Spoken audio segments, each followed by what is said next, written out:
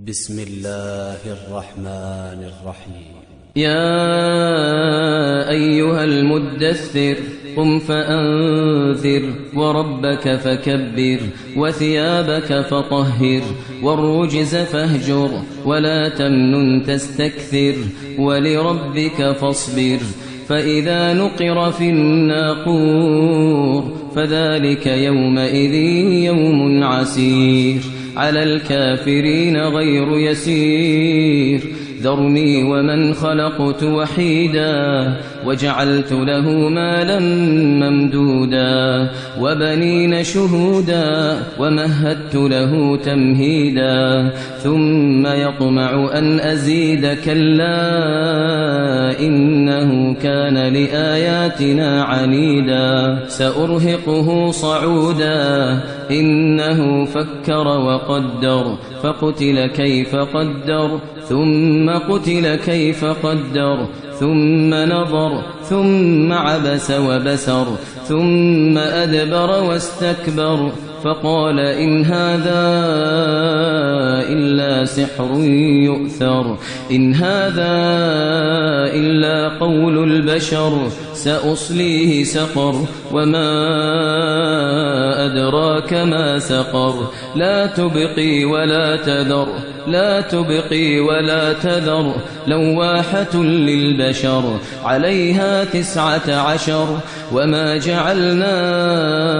أصحاب النار إلا ملائكة وما جعلنا عدتهم إلا فتنة للذين كفروا ليستيقن الذين أوتوا الكتاب ويزداد الذين آمنوا إيمانا ولا يرتاب الذين أوتوا الكتاب والمؤمنون وليقول الذين في قلوبهم مرض والكافرون ماذا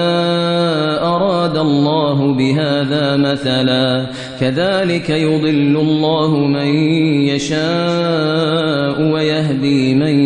يشاء وما يعلم جنود ربك إلا هو وما يعلم جنود ربك إلا هو وما هي إلا ذكرى للبشر كلا والقمر والليل إذ أدبر والصبح إذا أسفر إنها لإحدى الكبر نذيرا للبشر لمن شاء منكم أن يتقدم أو يتأخر كل نفس بما كسبت رهينة إلا أصحاب اليمين في جنات يتساءلون عن المجرمين ما سلككم في سقر قالوا لم نك من المصلين ولم نك نطعم المسكين وكنا نخوض مع الخائضين وكنا نكذب بيوم الدين حتى أتانا اليقين فما تنفعهم شفاعة الشافعين فما لهم عن التذكرة معرضين كأنهم حمر مستنفرة فروت من قسورة بل يريد كل امرئ منهم أن يؤتى صحفا منشرة كلا بل لا يخافون الآخرة كلا إنه تذكرة فمن شاء ذكره وما يذكرون إلا